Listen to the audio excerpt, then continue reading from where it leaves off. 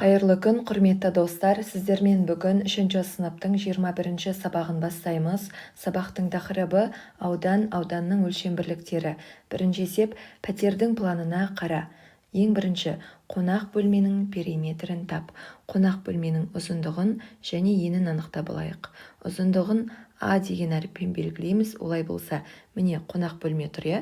Оның ұзындығы 6 метр болып тұр. Сонда А тең болады 6 метрге.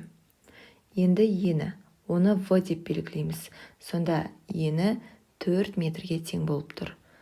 В тең болады 4 метрге. Енді бізге оның периметрін анықта деп тұр. Периметрін анықтайтын формула: екі қабырғасын қосып, оны 2-ге көбейту керек. Сонда бірінші 6-ға 4-ті қосамыз және оны 2-ге көбейту керек. 6-ға 4-ті қоссақ 10 болады. Оны 2-ге көбейтсек 20 метр болады. Енді дәліздің периметрін анықтайық. Міне дәліз тұр. Оның ұзындығы 4 метрге 2 метрді қосқанға тең. Олай болса, А тең болады 4 метрге қосамыз 2 метрді. Сонда ұзындығы 6 метрге тең екен. Енді ені міне 2 метр деп өзі көрініп тұр. Олай болса, В тең болады 2 метрге. Енді периметрін анықтау керек. Периметрді анықтау үшін 6 метрге 2 метрді қосып, оны 2-ге көбейту керек.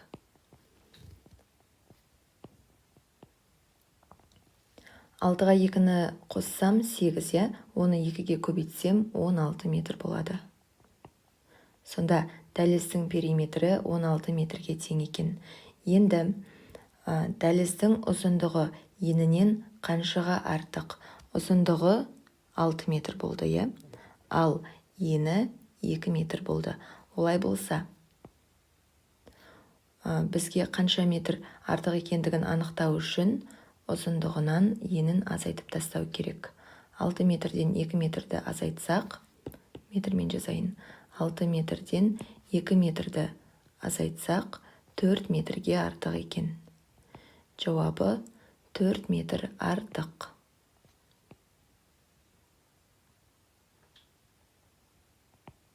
Енді қонақ бөлме есігінің ені 1 метр болса, онда құрылысшыларға қанша метр еден кемер қажет болар еді? Еден кемер деген бұл плинтус, яғни қабырғамен еденді жалғап тұратын жерде ұзыннан бір еден кемерлер тұрады. Ол барлықтарыңыздың үйлеріңізде болады. Енді бірақ ол еден кемерді есік тұратын жерге қоймайды. Есіктің ені 1 метр. Ал қонақ бөлмеде 2 есік тұрады екен. Олай болса, біз жаңа қонақ бөлменің периметрін анықтадық. Оның периметрі 20 метр болды, е? Енді осы 20 метрден 2 есіктің енін алып тастау керекпіз. Сонда 20 метрден 1 метрді және тағы 1 метрді алып тастаймыз. Сонда 2 метрді алып тастаймыз.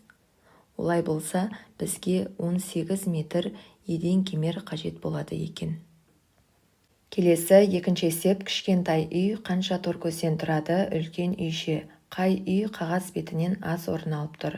Өзі де көрініп тұр, иә? Кішкентай үй қағаз бетінен аз орын алып тұрады. Енді қанша тор көзден тұратындығын анықтайық. Ол үшін осылай тор көздерді бөліп аламыз. Бірінші толық тор көздерді санап шығайық.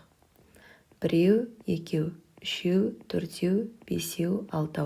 Сонда 6 толық тор көз бар. Енді жартылай тор көздерді санайық. 1, 2, 3, 4. 4 жартылай тор көз 2 толық тор көзді білдіреді. Сонда 6 тор көзге 2 тор көзді қосамыз. Барлығы 8 тор көз болады. Енді үлкен үй бойынша санайық. Оны да осылай бөліп алып санау керекпіз. Бірінші толық тор көздерді санаймыз.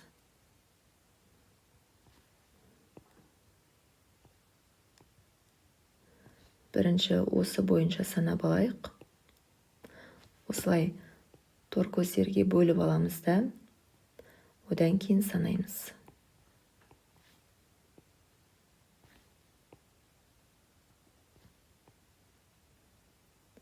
бірінші ұзындығы бойынша санайық. 1, 2, 3, 4, 5, 6. Сонда 6-ға көбейтеміз. Ені бойынша 1, 2, 3, 4. 4 торкөз. Сонда 6-ны 4-ке көбейтеміз. Енді жанында қалып кеткен мына бөліктерінің торкөздерін санайық. Осындай бөліктерден 4 бар, е?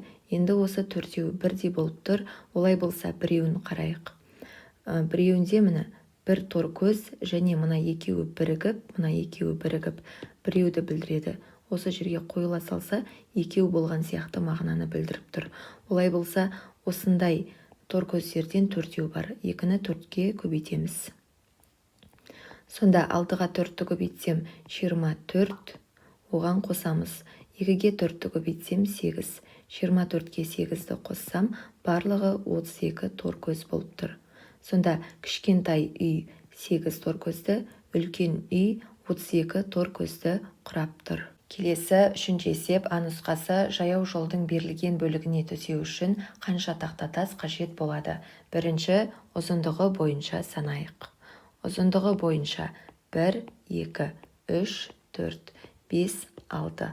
6 тақтатас қажет болады. Ал ені бойынша 1, 2, 3, 3 тақтатас қажет болады. Енді бізге барлығын анықтау керек. Ол үшін 6-ға 3-ті көбейтеміз.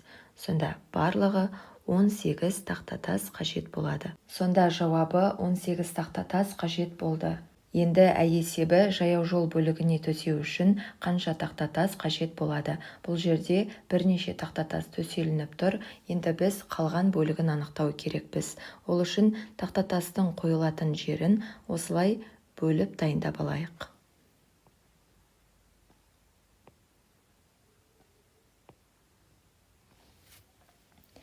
Енді ұзындығы бойынша санайық. 1, 2, 3, 4. Сонда ұзындығы бойынша 4 тақтатас қажет болады. Ені бойынша 1, 2, 3. Ені бойынша 3 тақтатас қажет болады. Енді бізге барлығын анықтау керек. Ол үшін 4-ті 3-ке көбейтеміз. Сонда 12 тақтатас қажет болады. Енді екінші сурет бойынша қарайық. Бұл жерде бөлініп дайындалып тұр. Ұзындығы бойынша 1, 2, 3, 4. Сонда ұзындығы бойынша 4 тақтатас қажет. Ені бойынша 1, 2. 2 тақтатас қажет. Енді барлығын анықтайық. Ол үшін 4-ті 2-ге көбейтеміз. Сонда 8 тақтатас қажет болады.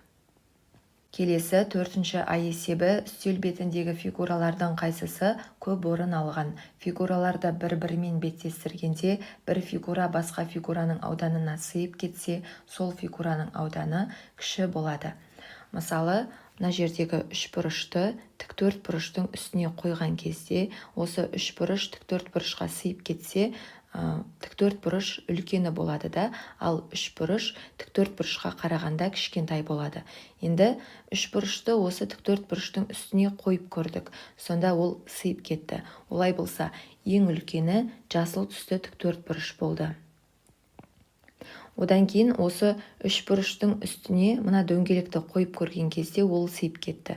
Олай болса, екінші үшбұрыш үлкен болып тұр. Одан кейін мына ертегі қызыл тіктөртбұрышты дөңгелектің үстіне қойып көрдік. Сонда ол да сыйып кетті. Олай болса, дөңгелек үшінші үлкен болып тұрады да, ең кішкентайы қызыл түсті тіктөртбұрыш болып тұрады. Енді А есебі тіктөртбұрыш пен дөңгелектің үшбұрыш пен шаршының аудандарын салыстыр. Бірінші суретте тіктөртбұрыш пен дөңгелек көрсетіліп тұр.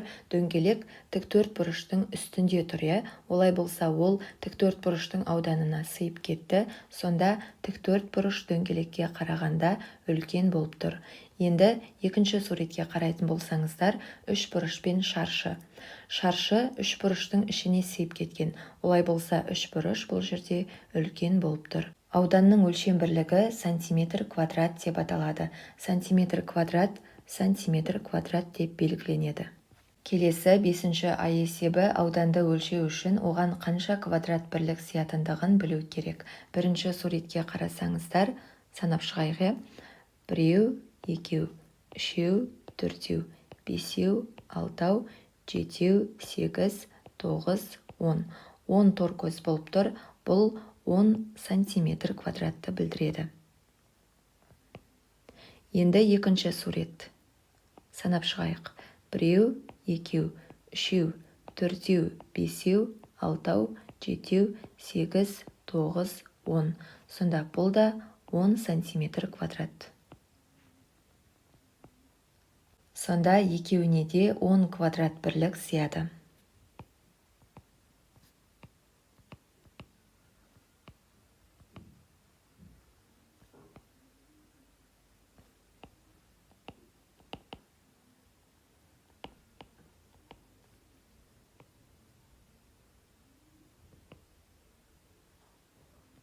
Енді есебі берілген фигуралардың ауданын тап, ол үшін алдымен толық шаршыларды санап, толық емес шаршылардың санын 2-ге бөліп, алынған нәтижені бір-біріне қосу керек.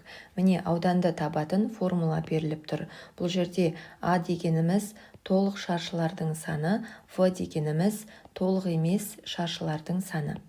Бірінші дөңгелектің ауданын анықтайық. Бұл жерде толық емес және толық тор көздер бар. Бірінші толық тор көздерді санайық. Біреу, екеу, үшеу, төртеу. Сонда Аның орнында 4 тор көз тұр. Енді толық емес шаршыларды санайық. Яғни барлығын санау керекпіз. Біреу, екеу, үшеу, төртеу, бесеу, алтау, жетеу, 8, 9, 10, 11, 12. Сонда 12 болып тұр. Ауданын таба берсек болады. Аның орнына 4-ті қоямыз, Б'ның орнына 12-ні қойып 2-ге бөлу керек. Сонда 12-ні 2-ге бөлсем 6 болады. 4-ге 6-ны қоссақ, ауданы сонда 10 квадрат бірлікті білдіреді. Енді екінші фигураның ауданын табайық. Бұл жерде трапеция беріліп тұр. Олай болса бірінші толық тор көздерді санайық. Сонда Аны анықтау керекпіз. Міне, мына бөлігінің барлығы бізде толық. Сонда 1, 2, 3, 4, 5, 6, 7, 8.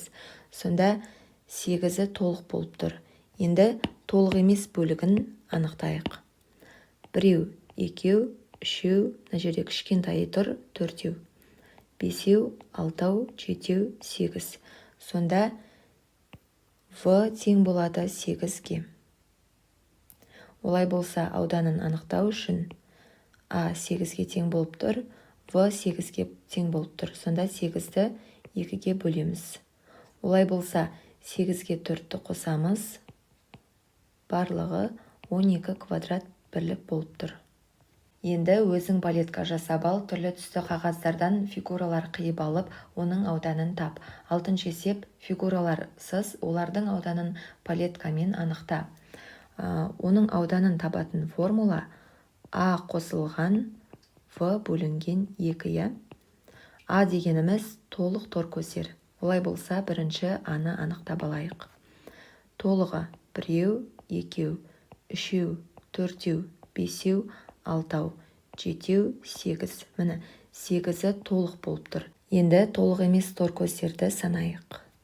Біреу, екеу, үшеу, төртеу, бесеу, алтау, жетеу, 8, 9, 10, 11, 12, 13, 14, 15, 16. Сонда В 16-ға тең. Енді ауданын анықтай берсек болады. Сонда Аның орнына 8-ті, В-ның орнына 16-ны қойып 2-ге бөлу керек. Олай болса, 16-ны 2-ге бөлсем 8 болады. 8-ге 8-ті қоссам, 16 квадрат бірлікке тең болады екен. Енді жетінші есеп отбасы құндылықтарына не жатады? Өрнектің мәнін тауып, өз жауабыңды тексер. 50-ден артық жауаптардың барлығы дұрыс. Бірінші, сыйластық деген сөзге байланысты өрнектің мәнін анықтайық. 36-ны 4-ке бөлу керекпіз, сонда 9 болады. Одан кейін 5-ке 9-ты көбейту керек. 45 болады. Одан кейін 9-ға 45-ті қосу керек. Сонда 54 болады. Олай болса, сыйластық отбасы құндылықтарына кіреді екен. Енді жақсы үй. Бірінші, 15-ті 3-ке бөлу керек. Сонда 65 азайту, 15-ті 3-ке бөлсем 5 болады, оған 20-ны қосамыз. Сонда 20-ға 5-ті қоссақ 25, 65-тен 25-ті азайтамыз. Сонда 40. Бұл отбасы құндылығына кірмейді екен. Енді қайырымдылық. 18-ті 3-ке бөлсек 6 болады. Оған қосамыз. 5-ті 9-ға көбейтсек 45 болады. Сонда 6-ны 45-ке қоссақ 51 болады. Олай болса, қайырымдылық бұл отбасының құндылығына кіреді екен. Енді қарым-қатынас. 36-ны 1-ге бөлеміз. Сонда 36 болады. Және 4-ке 9-ды көбейтеміз. 36 болады. 36-ға 36-ны қоссам 72. Олай болса, қарым-қатынас та отбасы құндылығына кіреді екен. Енді кешіре білу. Бірінші 1-ге 4-ті қосамыз. Сонда 36 қосу 5 көбейту 9 болады. Бірінші 5-ке 9-ды көбейтеміз. Сонда 36 қосу 45 болады. 36-ға 45-ті қоссам 81 болады.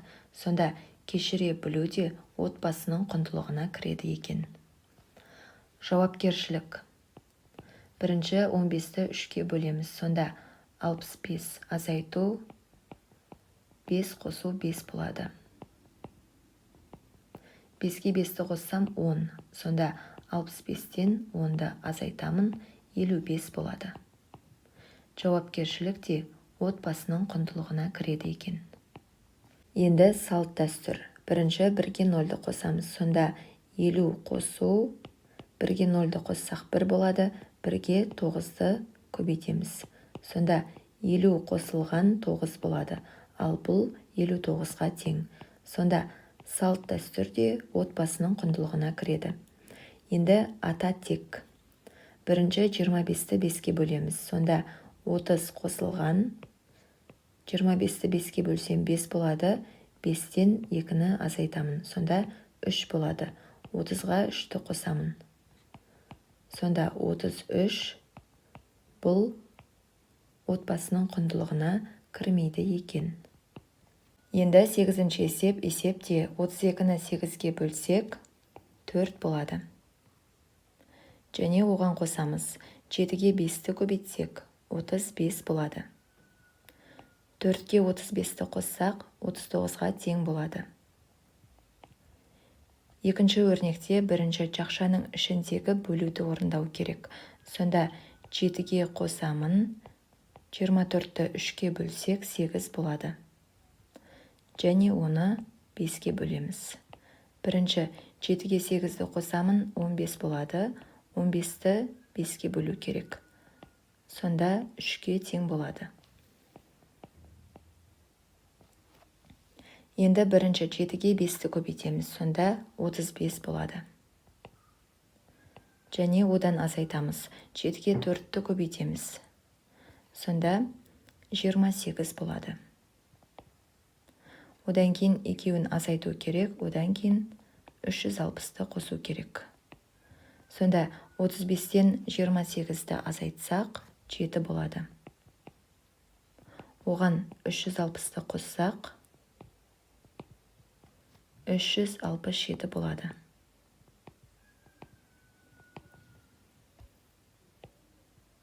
Сонда мына жерде 3-ші амал болды. Мынау 2-ші амал, мынау 3-ші амал. Енді 4-ші өрнекте. Бірінші амалда 25-ті 15-ке қосу керек. Сонда 905 азайту, 25-ке 15-ті қоссам 40 болады.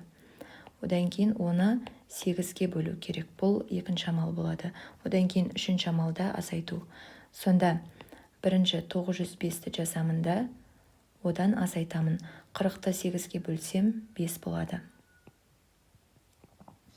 Одан кейін 905-тен 5-ті азайтамын. 900 болады. Келесі бірінші 5-ке 7-ні көбейтемін. Сонда 675 қосу 25, одан азайтамыз 35-ті. Одан кейін 675-ті 25-ке қосу керек. Сонда 700 болады. 700-ден 35-ті азайтамыз. Сонда 665 болады. Енді бірінші 7-ге 21-ді қосамыз. Сонда 28 болады. Одан кейін екінші 7-ге бөлу керек. Одан кейін 100-ді қосамыз. Сонда 28-ді 7-ге бөлсем 4 болады. Оған 100-ді қоссам 104-ке тең болады. Келесі 9-шы есеп. Талғат, Әлия, Маржан үшеуі анасына көмектесті. Үйді шаң сорғышпен тазалады, ыдыс жуды, бақшаны суғарды. Талғат ыдыс жуған жоқ. Сонда Талғат ыдыс жуған жоқ. Міне минус қойып қоямыз. Және бақшаны да суғармады. Сонда бақшаны суғарды дегенге де минус қоямыз. Олай болса Талғат шаң сорғышпен тазалады. Екеуін істемесе, әйтеуір біреуін істейді. Одан кейін Әлия да ыдыс жуған жоқ. Сонда Әлияға ыдыс жуған дегенге минус қоямын. Әлия сонда шаң сорғышпен де тазалаған жоқ, себебі оны Талғат істеп қойды. Олай болса Әлия бақшаны суғарды. Балалардың әр қайсысы не істеді? Сонда Маржан ыдыс жуған болып тұр. Себебі шаң сорғышпен Талғат тазалап қойды, бақшаны Әлия суғарды. Олай болса Талғат шаң сорғышпен тазалады, Әлия бақшаны суғарды, Маржан ыдысты жуды. Енді 10-шы есеп. Өзіңнің бөлмеңнің планынсыз, оның периметрін тап. Міне мынау менің бөлмемнің планы, оның ұзындығы 9 метр. Ал ені 6 метр. Енді маған периметрін анықтау керек. Олай болса ұзындығы 9 метр болып тұр, ал ені 6 метр болып тұр. Периметрін табатын формула аға в-ны қосып, оны 2-ге көбейту керек. Олай болса, бірінші мен 9-ға 6-ны қосамын, 15 болады, оны 2-ге көбейтемін. Сонда 15-ті 2-ге көбейтсем, 30 метр квадрат болады. Міне достар, біздің бүгінгі сабағымыз аяқталды. Келесі сабақтарды көру үшін каналға тіркелуді ұмытпаңыздар. Сау саламатта болыңыздар.